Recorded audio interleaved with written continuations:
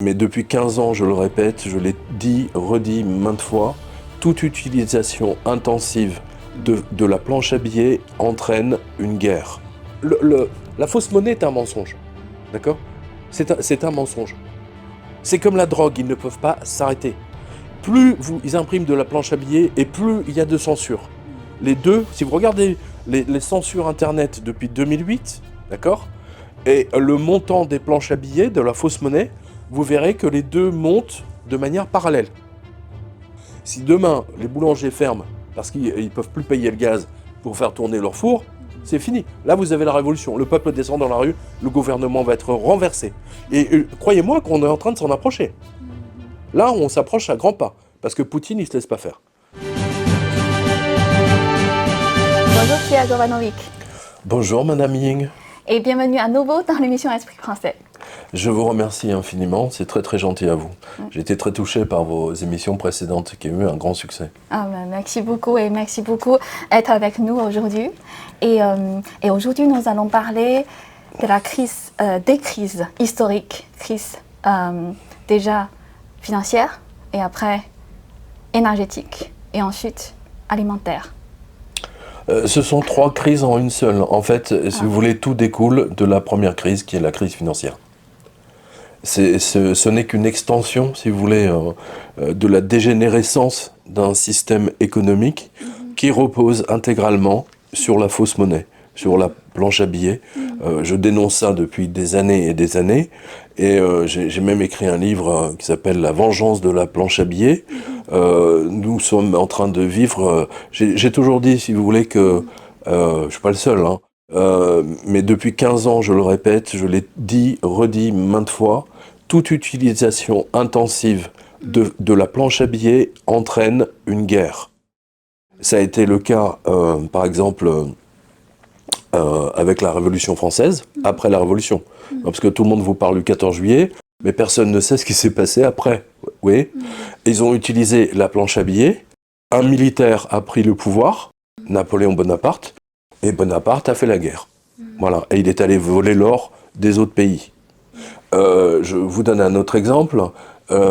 La République de Weimar, à partir de 1919, a imprimé, donc on est en Allemagne, Weimar. En 1919, ils ont imprimé des tonnes astronomiques de fausses monnaies, au point que les gens avaient besoin d'une brouette remplie de billets de banque pour aller acheter du pain, simplement.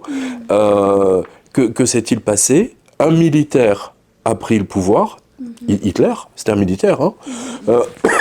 Et qu'est-ce qui s'est passé ? Il a déclenché la guerre. Je vous donne un exemple que vous ne connaissez forcément pas. C'est que la première chose que les Allemands ont fait quand ils sont arrivés à Paris, d'accord, en 1940, le premier endroit où ils sont allés, c'est Banque de France. Banque de France pour récupérer les lingots d'or. Ils ont déclenché la guerre. Je vous donne un exemple encore plus récent. La Yougoslavie. La Yougoslavie de Milosevic. Milosevic était banquier, d'accord ? Qu'est-ce qu'il a fait ? Entre autres, il a fait tourner la planche à billets. Au point que vous aviez des billets de 10 milliards de dinars. D'ailleurs, il y a le fameux billet Jovanovic. Hein. Oui, c'est comme Martin. Hein, voilà, c'est un écrivain du 19e siècle.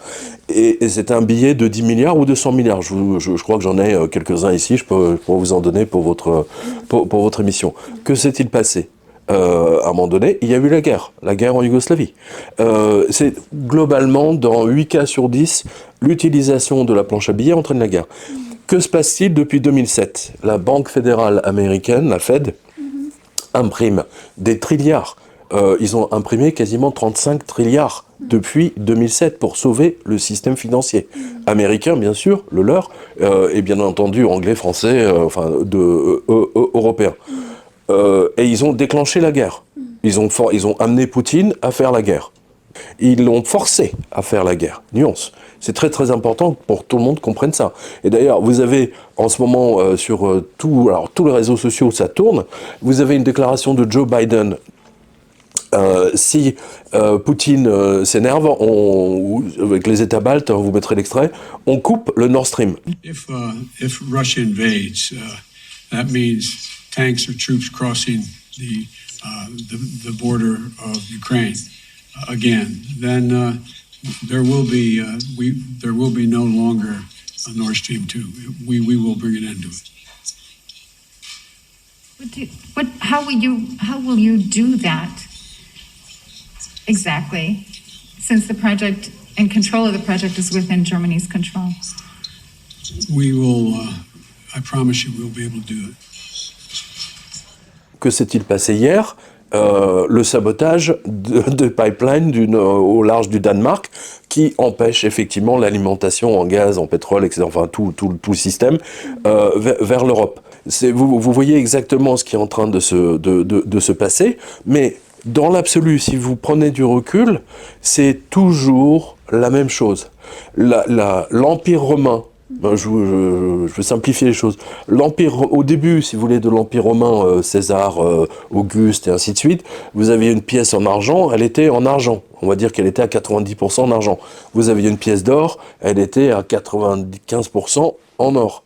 Vous arrivez à la fin de l'Empire romain, la pièce d'or, elle était à 80% de cuir et 20% de cuivre, pardon, et 20% d'or. Donc, vous voyez, et Oswald Spengler, qui est pour moi un génie, a établi ça dans les années 30 dans son livre. On va en mettre la couverture. Il a montré que toutes les civilisations tombent à partir du moment où elles utilisent la fausse monnaie pour combler leur budget. Voilà. C'est-à-dire qu'elles impriment trop par rapport à la richesse qui est créée. Voilà. À nouveau, je redonne cet exemple. Sur la création monétaire, vous avez un plombier qui vient chez vous pour installer une machine à laver, il va rester 1 heure et il va vous facturer 100 euros. D'accord? Il a créé 100 euros de richesse. En théorie, la banque centrale est obligée de créer 100 euros de billets. Voilà, et c'est tout. Ils ne peuvent pas aller plus loin. En revanche, ce qui se passe là, c'est que le plombier vient chez vous, il facture 100, mais la banque centrale, au lieu de fabriquer juste 100 euros de billets, vous voyez, 5 billets de 20 par exemple, ils vont fabriquer pour 10 000 euros. Vous me suivez? Et donc, la monnaie se déprécie, vous obtenez l'hyperinflation. L'hyperinflation après le 14 juillet en France en 1990, l'hyperinflation hyper connue de Weimar, et maintenant vous avez l'hyperinflation. Cette hyperinflation, elle n'a pas commencé avec le Covid, hein, elle a commencé déjà avant. Hein, voilà. Et aujourd'hui, si vous voulez, les banquiers centraux sont obligés de... D'ailleurs, tant et si bien, regardez, la Bank of England, la célébrissime Bank of England, avait dit, il y a encore 7 mois, nous ne ferons plus de planche à billets.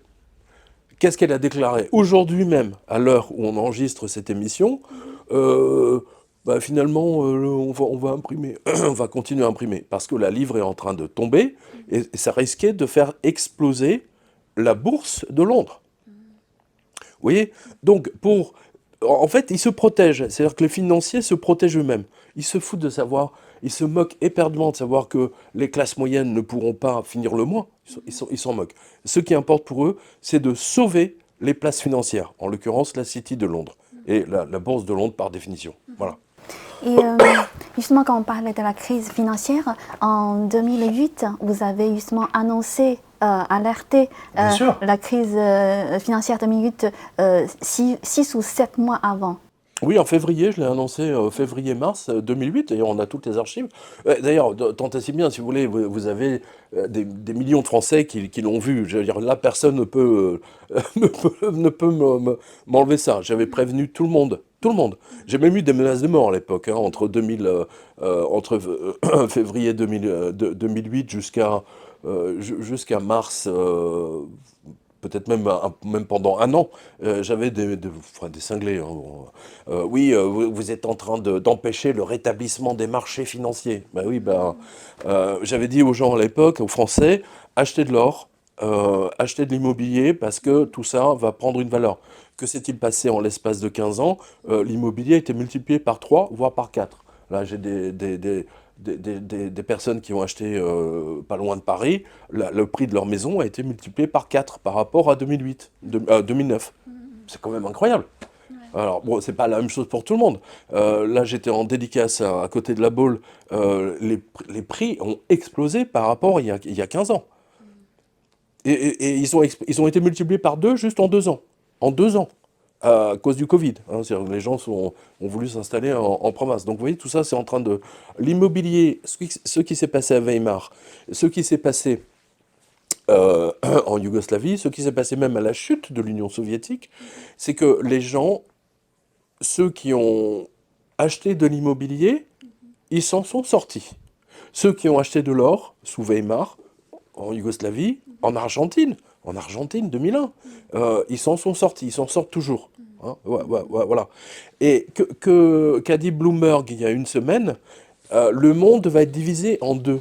C'est-à-dire, il y a ceux qui ont pris leur emprunt immobilier pour acheter une maison, par exemple, avant 2022, on va dire avril-mai, et ceux qui ont pris leur emprunt après le mois de mai 2022.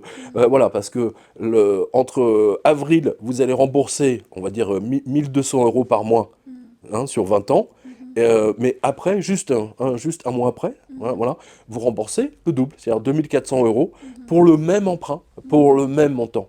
Et ça C'est Bloomberg qui le ça, dit. c'est aux États-Unis, c'est-à-dire États-Unis. Mais c'est valable pour tout le monde parce que du coup, on était en taux négatif. On en a parlé ensemble, maintes fois. Hein, on a déjà parlé 2-3 fois ensemble. Je vous ai toujours parlé des taux négatifs et que c'était un drame parce que c'était lié à la fausse monnaie, à la planche à billets. Et aujourd'hui, ben, vous avez le résultat. C'est-à-dire que maintenant, l'hyperinflation est partie et là, ceux qui n'ont pas acheté l'immobilier, ceux qui n'ont pas acheté d'or, encore non, vous pouvez encore acheter de l'or. Ça, c'est encore bon. Mais ils sont perdants. Voilà. C'est-à-dire que, par exemple, je vous donne un exemple, mais vraiment très technique. D'accord. L'ambassade des États-Unis à Paris, avenue Gabriel, d'accord, là, à côté de la place de la Concorde. Eh bien, imaginez qu'elle a été achetée en 1992 ou 13 de mémoire, hein, on vérifiera. Ils l'ont acheté, les Américains l'ont acheté pour le prix d'un lavabo, pour le prix d'un studio. Tout. Parce que la France était en hyperinflation, parce que la monnaie, plus personne n'avait confiance en la monnaie. C'est-à-dire que plus il y avait d'hyperinflation, plus ils fabriquaient de planches à billets, ainsi de suite. Et les Américains qui avaient leur propre monnaie, enfin en or, pour quelques pièces d'or, ils ont acheté tout l'ensemble, place de la Concorde, à côté de avenue Gabriel, techniquement. Voilà. Et d'ailleurs, vous avez des auteurs, des diplomates qui étaient en poste à Paris, qui disaient on a fait l'affaire du siècle. Donc, si j'ai bien compris, parce que je sais que j'ai des amis aux États-Unis, m'a dit maintenant le taux est doublé pour les immobiliers. C'est ce que je viens de vous dire. Oui, parce que le prix déjà le taux d'intérêt a augmenté, c'est pour ça le taux pour les immobiliers c'est encore doublé. Mais apparemment, en Europe, ce n'est pas le cas. C'est-à-dire... ça va venir, vous inquiétez pas, c'est juste une question de semaines, de mois. Vous savez très bien que tout ce qui se passe aux États-Unis nous arrive avec quelques semaines ou quelques mois d'écart, maximum. Aujourd'hui, en France, moi, il y a des gens qui me disent, qui sont à la Banque Postale, mais dans d'autres, ils veulent retirer 200 euros, on leur demande l'avis d'imposition. J'en ai parlé dans ma revue de presse précédente sur TV Liberté. Non, mais c'est comme si on leur demandait leur thème astrologique. Ouais, vous voyez, on veut votre thème de la semaine pour retirer de l'argent. C'est grotesque. Mais c'est parce qu'ils sont en faillite et ils ne veulent pas donner l'argent des gens. Tant que l'argent des gens reste dans la banque, elle n'appartient pas aux gens, elle appartient à la banque. Voilà, et c'est le système global. La Banque Postale n'est que le reflet de la situation de toutes les banques, à l'exclusion de la JP Morgan. Oui, JP Morgan. Je vais poser une question bête. Non, il n'y a pas de question bête. Non. Parce Il y a que les bêtes qui n'osent pas poser les questions. Ok, parce qu'en fait, quand vous dites les banques volent les clients, Oui. C'est-à-dire elles gagnent beaucoup d'argent. Ah, stop. Je vais répondre tout de suite. Alors, je vous donne un autre exemple. Ça date de la semaine dernière. Le système bancaire, la Bank of England, a décidé de monter les taux d'intérêt. D'accord ? Donc, ils ont monté les taux d'intérêt à plusieurs reprises. OK ? Alors, les banques anglaises proposent maintenant aux clients, à tous les clients qui ont de l'épargne, 4%. Ça varie entre 2,8 et 4,1. D'accord ? C'est sur la revue de presse, hein, c'est sur Quotidien, vous pouvez le retrouver sur quotidien.com. Est-ce que les banques françaises proposent du 4%? Non. Si elles vous proposent du 2, comme les livrets A, c'est le maximum. Elles n'ont pas relevé, donc c'est du vol. Alors que les taux ont été augmentés. Aujourd'hui, la France, le gouvernement français vole les Français de deux façons. Un, par l'hyperinflation. Deux, effectivement, par les taux d'intérêt qu'ils ne donnent pas aux gens, qui ne sont pas remontés. Et je dirais même que les Anglais ont procédé à un vol des Anglais eux-mêmes. C'est-à-dire que du jour au lendemain, ils ont annoncé ça au mois de mai ou juin, je sais plus, enfin, pendant que les gens étaient en vacances. Et là, fin septembre, là, dans 2 jours, tous les billets de 20 livres sterling et 50 sterling ne seront plus valables. C'est-à-dire que c'est la même opération d'escroquerie phénoménale pour sauver l'économie, mais uniquement de la Banque centrale, qui a été faite en Inde, je crois que de mémoire, c'était en 2016. Voilà. Et les Anglais font la même chose, là ils suppriment, c'est-à-dire que...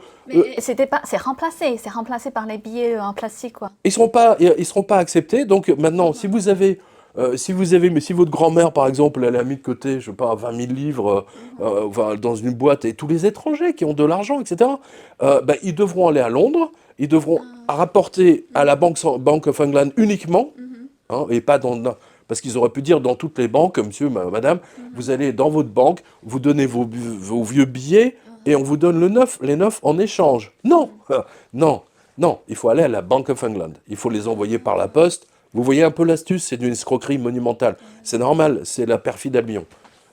Voilà. La même escroquerie a été faite par les Indiens, elle a fonctionné en 2016. Ok, donc deuxième partie de ma question, c'est puisque la banque a volé beaucoup d'argent, elle continue, oui, comment est possible que les banques sont aussi en crise, sont aussi en faillite? Donc l'argent volé est parti où? Alors attendez, d'abord c'est too big to fail, je vous rappelle. C'est pas moi qui ai inventé cette expression, c'est le Wall Street Journal, too big to fail. C'est-à-dire trop grande pour tomber. Donc n'importe quelle entreprise, si je sais pas moi, par exemple, la Société Générale, la Société Générale n'était pas une banque, si c'était, je sais pas, la sidérurgie ou un truc comme ça, il y a longtemps qu'elle aurait été mise au tribunal de commerce. Sauf que le gouvernement ne peut pas, parce que l'argent, si vous voulez, c'est ce qui colle la société. L'argent, c'est la colle de la société. C'est elle qui maintient la cohésion de la société. Vous détruisez la cohésion d'une société, vous détruisez la société totalement. Et une nouvelle cohésion se met en place. Exemple, à nouveau, Hitler. Voilà. Ça, c'est ou une guerre. Voilà. C'est ce que vous avez. C'est ce que vous avez en ce moment. C'est-à-dire qu'en fait, elle empêche les gens de retirer leur argent parce que tant que l'argent est sur leur compte à eux, leur bilan est positif. Voilà, on va dire ça comme ça. Mais pourquoi les banques sont en difficulté? C'est-à-dire ils n'ont pas assez de liquide? Comme ils ont volé quand même beaucoup d'argent. Parce qu'elles ont été... ça, on revient toujours à 2008. On revient toujours à 2007-2008. Je veux dire, j'explique ça dans un livre qui s'appelle Blight Masters. On en a parlé une fois ensemble. Je crois que c'était de mémoire notre première interview. Les banques ont fait des paris absolument colossaux qu'elles ont perdus. Voilà. Elles ont perdu ces paris, elles ont perdu des trilliards, elles ont été ruinées en 2008. Et comme c'était de toute façon... ça n'existait pas. Si vous voulez, on vous dit, par exemple, vous avez l'action IBM, elle est à 1 000 €. Donc vous avez vos actions, vous dites, ah super, je suis millionnaire. Et puis le lendemain, vous avez l'action IBM qui tombe à, je dis n'importe quoi, à 50 €, de 1000 à 50. Ah zut, je suis ruiné. Mais tant que vous ne les avez pas vendus, vous n'êtes pas riche. Et oui, ça ne change rien. En revanche, si vous avez acheté vos actions 500 €, là, vous avez tout perdu, déjà. Et il faut attendre 10 ans pour que ça remonte. C'est exactement la même chose. C'est pour ça que dans les temps de crise, c'est ce qu'on a vu... c'est ce qu'on a vu avec les révolutionnaires français, c'est ce qu'on a vu en Allemagne, etc. C'est, à un moment donné, il n'y a plus que l'immobilier et l'or qui parlent. Voilà. On revient à l'essentiel, véritablement. C'est-à-dire qu'on ne peut plus faire de la spéculation. Parce que quand on spécule, c'est toujours... ça flotte, c'est en l'air. Mais tant que... Même si vous avez, par exemple, 10 millions d'actions, vous, et que vous ne les avez pas vendues, vous n'avez rien. Vous me suivez? Vous avez juste éventuellement la valeur à laquelle vous les avez achetés, et c'est tout. Demain, Wall Street vole dans les airs, les gens vont être ruinés. C'est pour ça, et je reviens à ce que je vous ai dit tout à l'heure, la Bank of England a décidé, hier ou ce matin, je ne sais plus, de remettre la planche à billets. Et que fait-elle avec sa planche à billets? Vous savez ce qu'elle fait?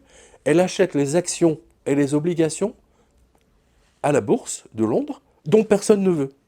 C'est-à-dire qu'en fait, ils maintiennent artificiellement le cours des sociétés. Et pourquoi ils font ça? Parce que, d'une part, la Fed les oblige, les Américains, et pourquoi la Fed oblige aussi bien les Français, les Allemands, etc., enfin la Banque Centrale Européenne à fabriquer de la planche?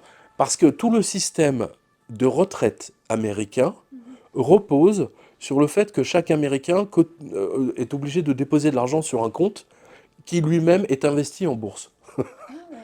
Oui, il n'y a pas de retraite par répartition aux États-Unis. Je vous rappelle qu'ils sont 360 millions quand même. Hein, vous imaginez les trilliards, les centaines de trilliards que ça représente. Donc, tout cet argent des retraites des Américains est en bourse. Si demain la bourse s'écroule, c'est la révolution aux États-Unis, c'est la guerre civile immédiate. Je finis là-dessus, mais je vous donne une preuve supplémentaire. Pourquoi le PDG de BlackRock est venu voir Macron, le PDG américain, que j'avais d'ailleurs interviewé pour le livre Black Masters. Pourquoi le PDG de BlackRock France a été décoré de la Légion d'honneur, à votre avis? Parce qu'ils ont demandé à Macron, si vous voulez, de prendre l'argent des retraites en France et de quasiment de tout envoyer aux États-Unis. Alors qu'en France, on a la retraite par répartition. Et c'est ce qu'ils veulent faire aujourd'hui. Ils veulent tout casser. C'est le débat actuel en France. Gabriel Attal a fait des déclarations aujourd'hui même. Les syndicats sont vent debout. On risque d'avoir un affrontement. Et le pire, c'est que si Gabriel Attal, enfin si M. Macron utilise le 49.3, qui est une sorte de viol, hein, c'est le viol du Parlement. Hein, si le Parlement vote non, le gouvernement peut utiliser cette loi, le 49.3, pour passer en force. C'est-à-dire que la loi est votée malgré l'opposition des députés. Voilà. Et donc c'est pour ça que la situation en France aujourd'hui est vraiment... c'est pour ça que tous les syndicats sont vent debout, entre autres. Voilà. Donc vous comprenez mieux les tenants et aboutissants, mais ça, le grand public ne s'accroche pas avec ça. Voilà. Est-ce que vous réalisez que la politique monétaire n'est même pas enseignée dans les universités, dans tous les étudiants qui font... Moi, je reçois régulièrement des mails. Je suis en 2e année d'économie, 3e année, machin, telle université, etc. J'ai lu votre livre La vengeance de la planche à billets, mais comment ça se fait que personne ne nous a enseigné ça en 3 ans, etc. Bah oui, non, parce que ils sont passés en mode planche à billets. C'est-à-dire qu'aujourd'hui, plus rien ne repose sur rien. Or, c'est fondamentalement quelque chose qui ne peut pas fonctionner. Les révolutionnaires français en ont fait les frais 2 fois, hein, c'est pas rien. Weimar est le meilleur exemple. C'est pour ça que les Allemands font la guerre à la Banque Centrale Européenne. La presse allemande insulte régulièrement Christine Lagarde en lui disant c'est Madame Tailleur-Chanel qui coûte, je ne sais plus, 150 000 euros par personne en Allemagne. Enfin, vous voyez, ils sont très très violents à l'égard de Christine Lagarde. Je vous donnerai des captures écran. C'est très intéressant. Hein, ils attaquent toujours ces tailleurs Chanel. Voilà. D'ailleurs, le vôtre est très joli. Merci. Mais est-ce que vous pensez que c'est possible que les banques s'écoulent et on perd tout l'argent? Non, écoutez, les banques ne s'écrouleront pas tant que le gouvernement ne l'accepte pas. C'est-à-dire, même si d'abord, c'est pour ça que la Banque Centrale Européenne continue à imprimer. Pourquoi vous croyez qu'ils impriment autant de milliards, de trilliards même? C'est pour le donner aux banques.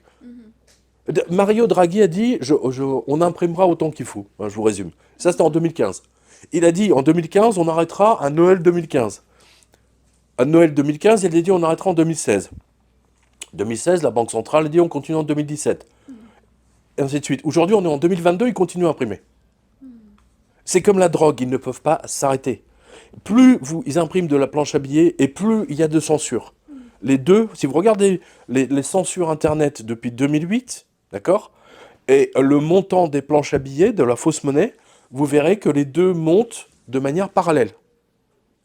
La preuve, c'est qu'aujourd'hui, Facebook a commencé à censurer parce que la Maison-Blanche a dit il n'y a pas d'inflation. Donc, Facebook a dit, chaque fois que quelqu'un disait oui, les prix augmentaient de 30%, Facebook mettait un message, ceci est une fake news. Voilà, mais, voilà, on en est là. Mais c'est normal, hein, parce que le mensonge, la fausse monnaie est un mensonge. D'accord? C'est un mensonge. Voilà. Et donc, par définition, comme ils ne veulent, plus il y a de mensonges de leur part, plus ils veulent censurer. Voilà. Tout à l'heure, donc vous dites plus, il y a des... Vous connaissez bien ça en Chine, hein. En Chine, ils le savent bien, ça, hein. La censure, c'est quelque chose d'assez violent, hein. Et là, quand on regarde, par exemple, en Angleterre, maintenant, l'inflation est dépassée de 10%, peut-être bientôt 20%. Alors, stop. Je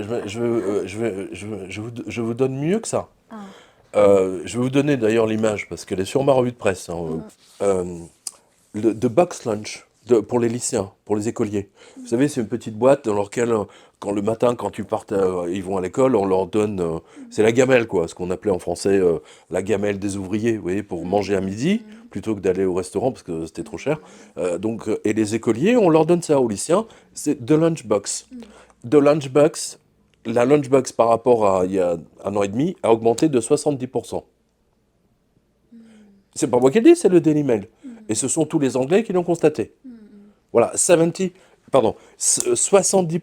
7-0. Vous avez bien entendu, c'est pas 17, c'est 7-0. C'est-à-dire les chiffres donnés officiellement, ça peut être...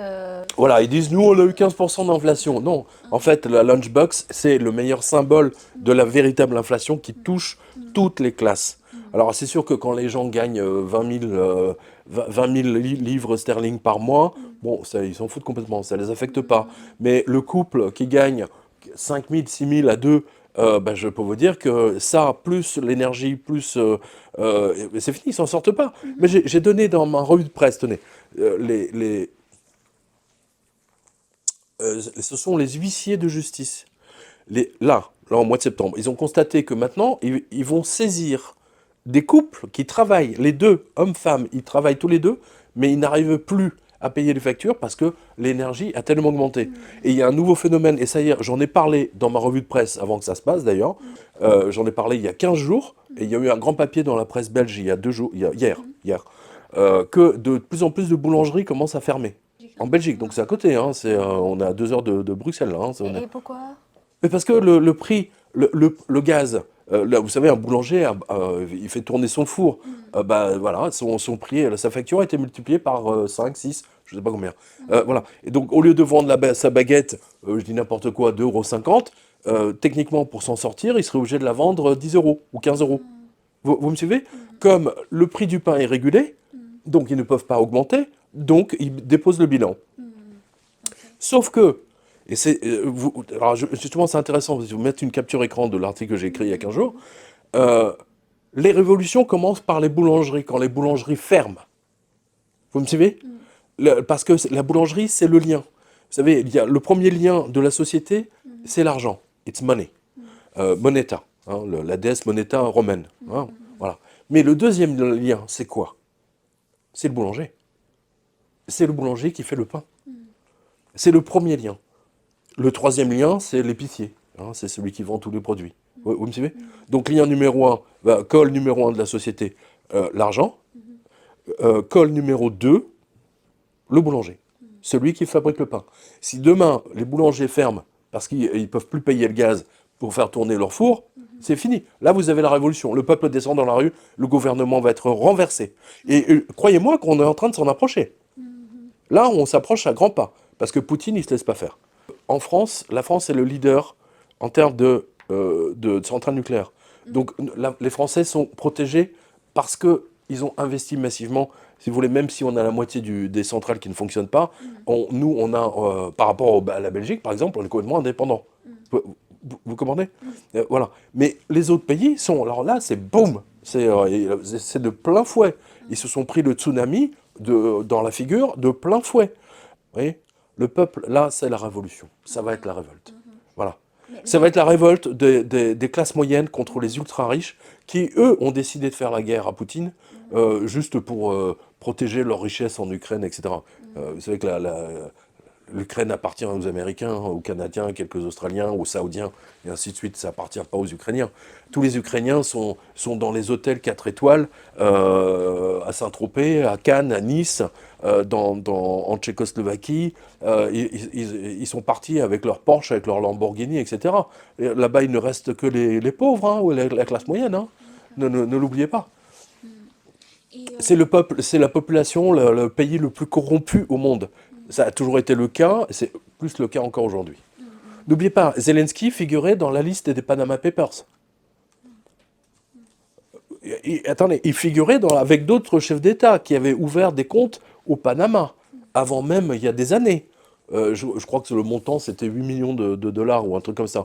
Expliquez-moi comment il a obtenu... Enfin, bon, passons. Enfin, bon, bref, Zelensky est une prostituée américaine, et c'est pour ça qu'il a demandé son adhésion à l'OTAN, parce que, à la demande des Américains, et ça leur permet aux Américains de maquiller la planche à billets. C'est pas notre faute. C'est Poutine, il a déclenché la guerre. Nous, on va très bien, etc. Vous savez, tout mettre la responsabilité sur Poutine. Poutine n'avait pas le choix. C'est pas que je suis pro-Poutine ou pro-Ukraine.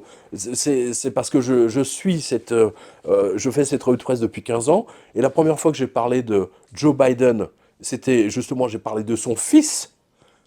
Et je pense que c'était en 2009 ou 2012, qui était en Ukraine.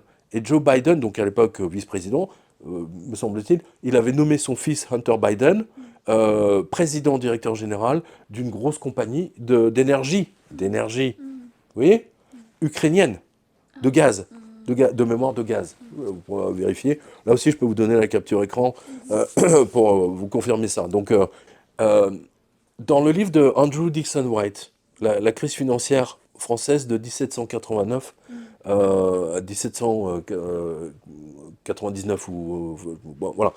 Il donne l'hyperinflation sur l'EDF, sur l'électricité de l'époque. Alors, l'électricité de l'époque, bon, ils n'avaient pas d'électricité, ça va de soi, mais ils avaient des bougies. D'accord ? Les bougies, c'était l'électricité de l'époque.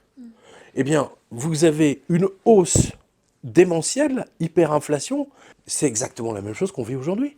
Et c'est à nouveau, c'est la création indue d'argent qui n'existe pas. Voilà. Si le plombier crée pour 100 euros, la Banque centrale n'a pas le droit de fabriquer pour 10 000 euros de billets de banque. Voilà. C'était le rôle du Standard Or. C'était valable dans le monde entier. Et ceci a été totalement détruit par les Américains en 1971. Et aujourd'hui, on en paye le prix. Voilà. C'est aussi simple que ça. Il y a quelqu'un qui l'a très bien montré, il y a déjà 10 ans de ça, c'est le professeur Antal Fekete, avec son livre « Le retour au Standard Or ». Il a dit c'est inévitable parce que seul l'or éteint la dette. Voilà, l'or éteint la dette. Voilà. Mais maintenant, si vous fabriquez de je l'ai dit 1000 fois, donnez-moi la planche à billets, donnez-moi la photocopieuse. Hein, moi, j'imprime et je rachète toute la France. Je rachète tout. J'ai pas de problème. Mais c'est ce que font les Américains en ce moment. Ils ont racheté l'Ukraine. Vous voyez, pour ça qu'ils forcent les Européens à faire la guerre à l'Ukraine, c'est pour défendre leurs trucs. Mais c'est des voleurs. L'Amérique est devenue un État de voleurs. D'ailleurs, c'est simple, ils ont volé les yachts de tous les oligarques russes. C'est-à-dire qu'un Russe qui a fait fortune, c'est un oligarque, mais un Américain qui a fait fortune, c'est un businessman. Alors qu'il n'y a pas pire ordure qu'un monsieur qui s'appelle Bill Gates. Vous voyez ? Toutes les entreprises, je suis journaliste informatique, chaque fois qu'une entreprise dans l'informatique inventait quelque chose, par exemple le navigateur, hein, juste le navigateur, eh bien Microsoft arrivait derrière, mettait un navigateur pour tuer la concurrence. Ils ont toujours fait ça, ils ont été condamnés, Bill Gates a été condamné je ne sais combien de fois par les entités anti-concurrence. Voilà. Mais Bill Gates, lui, il a le droit d'avoir son yacht, machin, etc. Alors que le Russe qui a fait fortune, même de manière légale, là, on va lui voler son yacht. Voilà. Ou son avion privé, ou son hélicoptère. La France a saisi un hélicoptère, un yacht, à Cannes, enfin de plusieurs Russes.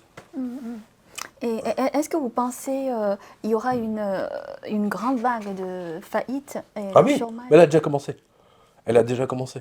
Elle a déjà commencé. Mais par rapport aux autres pays européens, est-ce que la France va Alors, mieux sortir? Ying, je vous donne un exemple que j'ai eu samedi dernier. À la préfecture, à côté de la Baule, alors je ne sais plus quelle est, je crois, à Saint-Nazaire. Voilà, à Saint-Nazaire, il y a une réunion à la préfecture parce qu'ils ont été alarmés. Il y avait le crématorium. Il y a le crématorium local qui ne peut plus payer sa facture de gaz. Parce que les morts, il faut les brûler. Mais et les Allemands, c'est pareil. J'en ai parlé avec Olivier Pichon. Une chaîne de crématorium allemand, elle dit, nous, si on continue, on fait faillite, quoi. On arrête tout. Et les morts vont s'accumuler, on ne pourra pas les brûler. Donc il faut les enterrer. Hein, voilà. Mais la préfecture, enfin, les autorités françaises à Saint-Nazaire étaient préoccupées par le fait que les crématoriums locaux puissent faire faillite. Il dit, moi je peux pas, ou alors je mets les gens au chômage, les gens vont mettre, ils vont mettre eux-mêmes leurs morts dans le four pour le brûler, comment ça va se passer? Enfin, on vit une situation dingue, là. Hein. Non mais attendez, c'est sérieux, là, hein, c'est vraiment sérieux. C'est gravissime même ce qui se passe. Et Poutine, comme les Français fournissent l'Ukraine en armes, je vois pas pourquoi Poutine ferait des cadeaux aux Français. Et Voilà. j'ai vu, justement, dans votre revue de presse, vous avez dit le gouverneur de la Fed, Jérôme Powell, Oui. il a dit que nous avons besoin d'une augmentation du chômage, Oui. d'un ralentissement du marché Bien sûr. pour arrêter l'inflation. Oui, bien sûr. Mais, alors, il s'est passé deux choses. Il s'est passé deux choses. C'est-à-dire que le Covid, le phénomène du Covid, si vous voulez, il y a plein de gens qui ont dit, bon, moi j'arrête, finalement c'est très bien de ne pas travailler. Il y a énormément de gens qui sont morts. Entre les morts du Covid, les effets secondaires du Covid, ceux qui disent ma retraite c'est dans 2 ans, ben, je veux la prendre, j'ai plus envie de travailler, ça a nettoyé déjà le marché du travail. D'accord? Aussi bien aux États-Unis qu'ici en France. D'accord? Première chose. Alors, une chose importante à savoir. Aux États-Unis, ils vous disent oui, le chômage est à 3%, et on manque de bras. C'est exact. Sauf que ce qu'ils ne disent pas, c'est que un Américain, en général les Américains à partir de 50-60 ans, ils ont 2 voire 3 emplois. Vous avez des personnes même de 70 ans, moi je l'ai vu aux États-Unis dans les restaurants, vous avez des serveurs, des serveuses de 75 ans, vous voyez, et qui travaillent dans 2 restaurants différents. Donc c'est facile, si vous voulez, de manipuler le chiffre du chômage quand une personne fait 3 emplois différents. Sauf qu'il vous dit, c'est pas des emplois à plein temps, c'est des emplois à quart temps ou mi-temps. C'est pour ça leur taux de chômage. Mais bien c'est très sûr, bas. mais bien C'est sûr. 3%. Mais vous avez vu toutes les villes fantômes qu'il y a à San Francisco, à Los Angeles, à New York, à Las Vegas, ils vivent dans des tunnels? Bah, excusez-moi, mais ça n'existait pas encore hein, en 2007. Ça a commencé en 2007. Ça n'existait pas en 2005 encore. Toutes ces villes fantômes de clochards. Ça n'existait pas. Donc les Américains nous disent, oui, formidable, notre chômage est à 3%, mais en même temps, leurs grandes villes sont cernées par des villes de vagabonds. Parce que c'est des gens qui n'ont pas de chômage, qui ont perdu leur maison, qui ont perdu leur assurance, et ainsi de suite. Voilà, donc l'Amérique est devenue une immense mensonge. C'est vraiment le mensonge, mais le mensonge va avec la fausse monnaie. C'est les premiers producteurs de fausse monnaie, avec leurs amis japonais. Mais d'après vous, pourquoi le dollar est quand même maintient, enfin, c'est toujours très fort et puissant par rapport à l'euro? Parce que il n'a pas dû le record. C'est 1 euro égale combien? 0.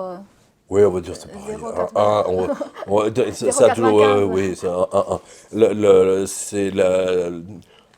c'est ce qu'ils ont toujours voulu. Je vous rappelle que Giscard d'Estaing, initialement, ça devait s'appeler l'écu. L'euro devait s'appeler l'écu. Et sa valeur était il avait voulu mettre la valeur à 6,66. J'invente rien, c'était l'époque. J'étais déjà au service économique du quotidien de Paris. Je me souviens, ça m'avait marqué d'ailleurs. Et ils ont changé au profit de l'euro. Et il y a une réunion des financiers, ils se sont dit, bon, à 6,66, il y a quand même un peu apocalyptique, donc on va le mettre à 6,65. Et c'est ce qui s'est passé. Oui, oui. La différence entre l'euro et le dollar, elle est très simple. Très, très simple. C'est que l'Europe n'a pas d'armée Vous n'avez pas une armée européenne, vous n'avez pas 150 bases de militaires européens partout dans le monde, alors que vous avez 150 bases américaines répandues partout qui sont capables d'envahir n'importe quel pays, de faire des coups d'État, etc. Voilà, c'est pour ça que le dollar reste toujours la monnaie. Voilà, c'est tout. C'est grâce aux armes. Je vous donne un exemple, un contre-exemple, par inversion, d'accord? La Turquie. Voilà, parce que j'ai fait plusieurs reportages en Turquie, vous pouvez le retrouver, là, onglet reportage. La Turquie, c'est l'exemple que je donne toujours. L'endettement de la Turquie est de l'ordre de 35% du pays, hein, d'accord? Et pourtant, il paraît que leur monnaie ne vaut rien, alors que leur économie est totalement saine. Les États-Unis sont endettés à quasiment 200%. Hein, enfin, ils sont complètement endettés. Voilà. Mais c'est la monnaie, paraît-il. Alors que si on prend juste des règles comptables de base, la monnaie turque devrait être une des plus puissantes, parce que la puissance de votre monnaie dépend de l'endettement de l'État. Un État non endetté a une monnaie forte. Exemple, la Norvège. Voilà, la Norvège, si vous prenez la Norvège, la couronne norvégienne, c'est une monnaie solide. Voilà. Eh ben non. La Turquie, non. Parce que les Turcs ont acheté des S-400 russes, parce qu'ils sont potes avec Poutine, et donc les Américains leur sabrent leur monnaie. Ils le font exprès. Personne n'a le droit de faire la concurrence au dollar. C'est le gouverneur de la Fed du Texas, il a dit, le dollar c'est notre monnaie, mais c'est votre problème. Quand ils sont sortis de l'or. Voilà. En ce qui concerne le chômage, la fabrication de chômage, bien, Powell, il a dit la vérité, il a été honnête. Mais c'est ce que fait la Banque Centrale Européenne, c'est ce que font les Européens depuis 20 ans. On a besoin, si vous voulez, d'abord pour maintenir les salaires bas, on a besoin d'avoir un chômage fort. Vous comprenez? Regardez les prix entre 2007 et 2008 et aujourd'hui. Est-ce que les salaires des Français ont été multipliés par 4? Non. C'est aussi bête que ça. Vous comprenez? Donc Powell, quand il dit on va faire monter le chômage, vous savez, c'est des boutons. Parce qu'à ce moment-là, la consommation va baisser, bien sûr, parce qu'il y a tout un tas de gens qui ne pourront plus rien acheter. Et donc, du coup, les mecs, ils vont être obligés de baisser les prix pour vendre quand même, pour écouler leurs produits. Voilà. C'est aussi bête que ça.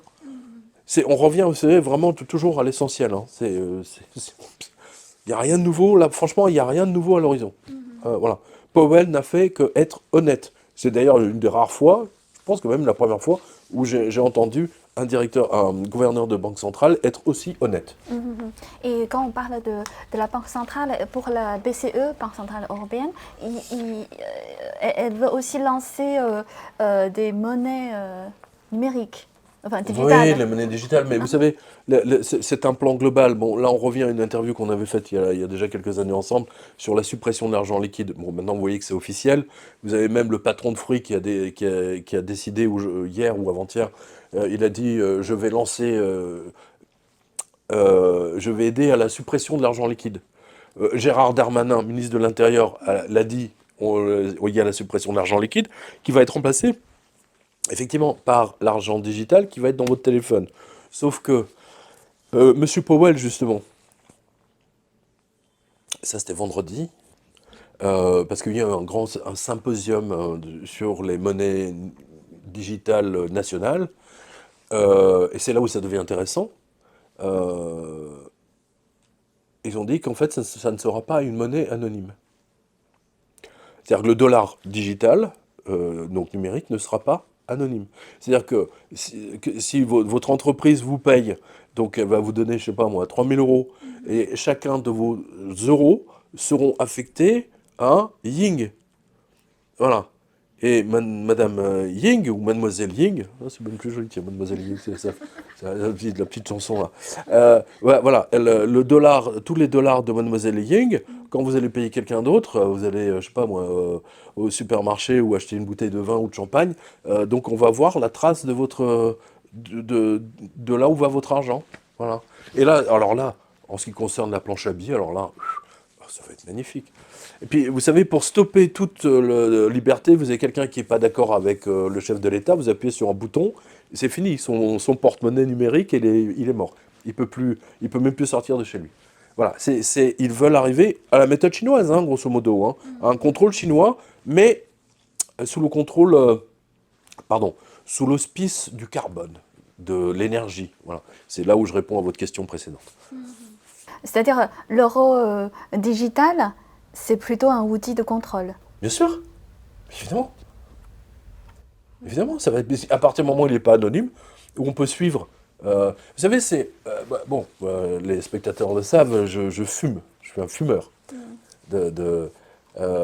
Et les fumeurs savent que quand vous avez un briquet, et vous prêtez votre briquet à un autre fumeur qui lui on garde les briquets et lui-même va se faire voler son briquet. Je me suis dit c'est intéressant de voir le chemin d'un briquet entre différentes personnes, de voir le voyage d'un briquet de personne à personne à personne à personne et ainsi de suite. Ben là c'est la même chose mais en vrai. Comment Mademoiselle Ying a dépensé ses euros digitaux. Mais apparemment, il y a plus C'est la fin de toute liberté, c'est clair. Mais apparemment, il y a plus de moitié des banques centrales va Oui, lancer... j'en ai parlé, j'ai donné la liste d'ailleurs dans la revue de presse, vous avez même le lien sur le site officiel de la Fed, hein, de mémoire. Il y a aujourd'hui 125... Attendez, il y a soi-disant 125 pays, mais je vais vous faire le résumé très bref. Les Européens vont développer leur système et ils vont le vendre à tous les autres pays. Les Américains ont leur système et ils vont le vendre à tous les autres pays. Voilà, ils vont se partager le marché. Terminé. C'est simple. Vous savez, vous ne lancez pas un truc comme ça, en information, c'est colossal. Et ils vont vous dire, oui, vous dépensez trop d'électricité. Alors je peux vous dire que quand ils vont mettre en marche le dollar digital ou l'euro digital, question consommation d'électricité, là, ça va doubler, ça c'est clair. Ça va être impressionnant. Donc, c'est-à-dire avec la crise financière, donc il y a plus en plus de censure et aussi plus en plus de contrôle. Bien sûr, évidemment. C'est naturel et logique.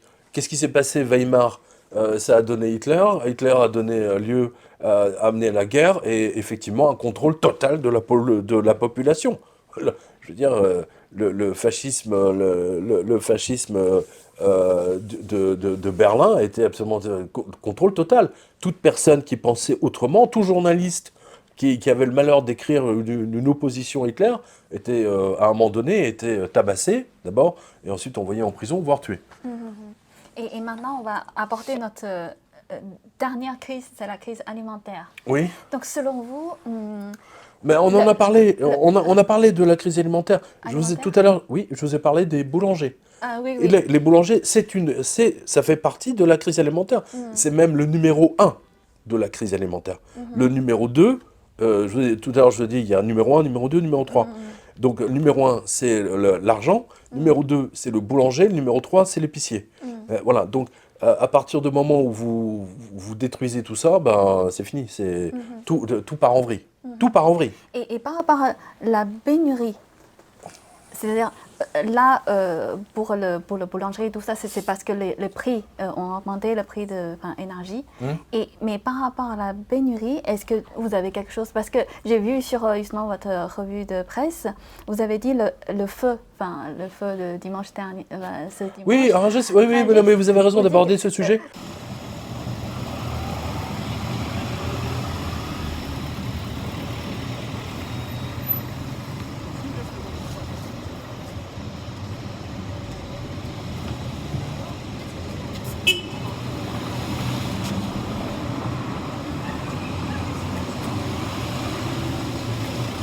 C'est pas un hasard. Pour vous, c'est pas un hasard. Ben non, c'est pas. Attendez, je suis pas le seul. Attendez, je vous signale que ça a commencé au mois de janvier de cette année. Vous avez à peu près 90 usines agroalimentaires qui ont commencé à brûler. Qui ont brûlé. C'est pas qu'elles ont commencé, elles ont carrément brûlé. Vous pouvez montrer la liste, ne serait-ce qu'américaine. Je l'ai donné, la liste, elle fait ça. Voilà.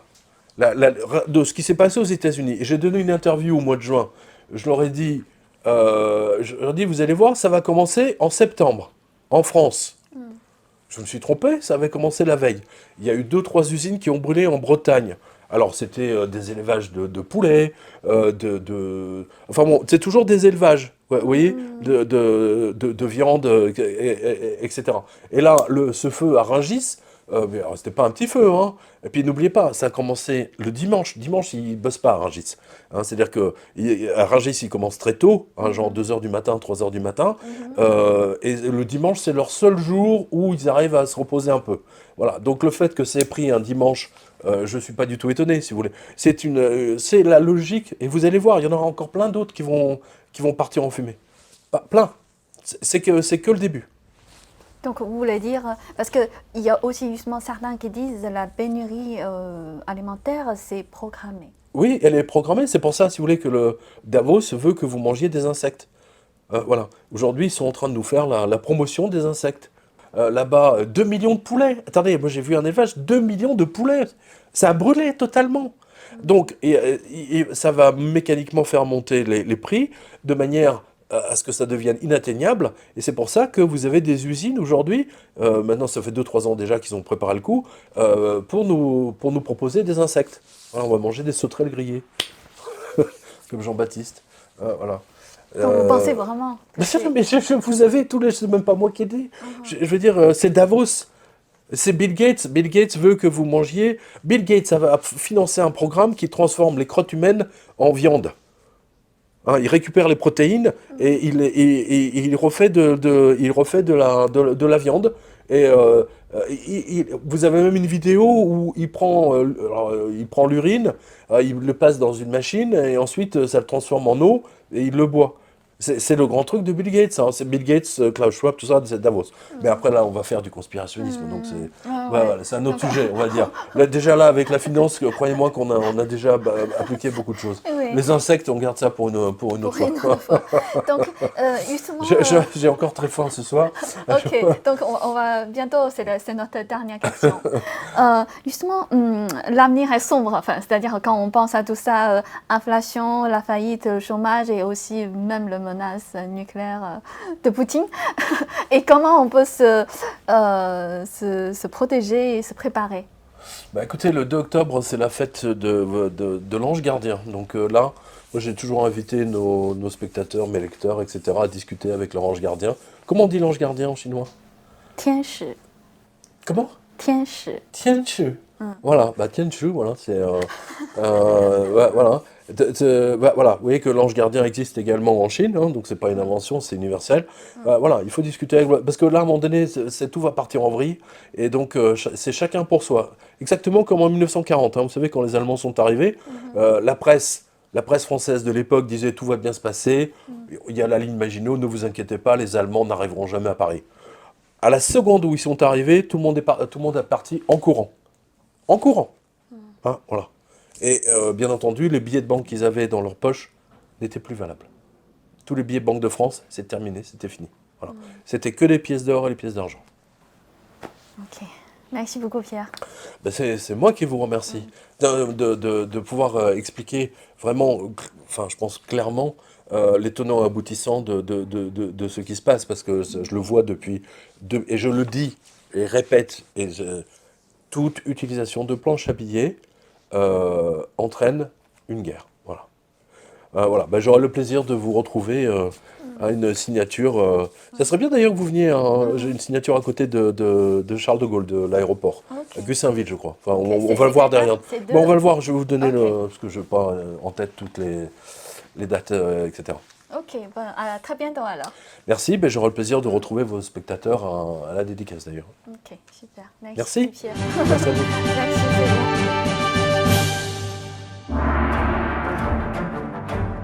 Plus qu'un simple spectacle. Vous assistez à la renaissance d'une culture. Vous allez découvrir ce que le monde moderne n'a jamais vu. La Chine avant le communisme. La nouvelle saison de Shen Yun en live, sur scène.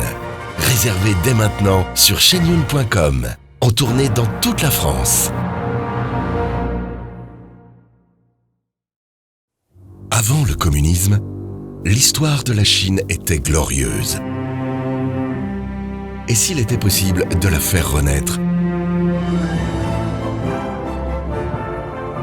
Depuis 2006, Shen Yun fait revivre l'essence de la civilisation chinoise, profondément enracinée dans des valeurs ancestrales telles que la compassion, l'honnêteté et la foi.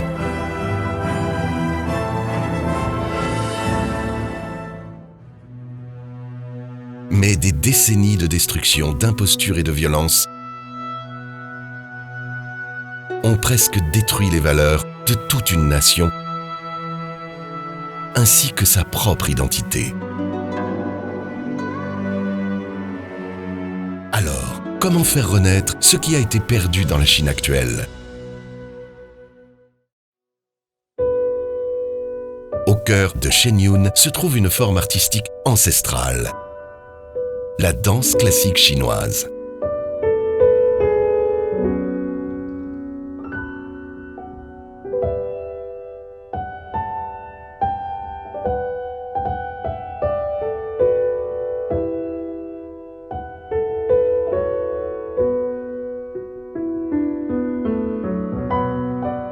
Dans la danse classique chinoise, le mouvement vient du cœur.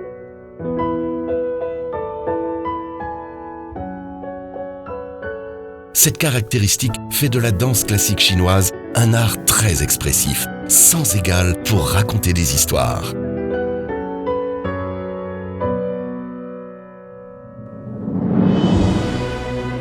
La musique originale de Shen Yun marie l'Orient et l'Occident.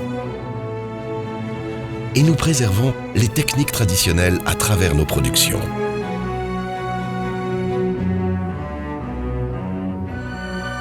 Dans leur vie quotidienne, nos artistes respectent l'authenticité, la bienveillance et la tolérance, ce qui donne une plus grande profondeur à notre art. Chaque année, Shen Yun présente un spectacle entièrement nouveau. Histoires inédites, nouveaux costumes, musiques originales et toute nouvelle chorégraphie.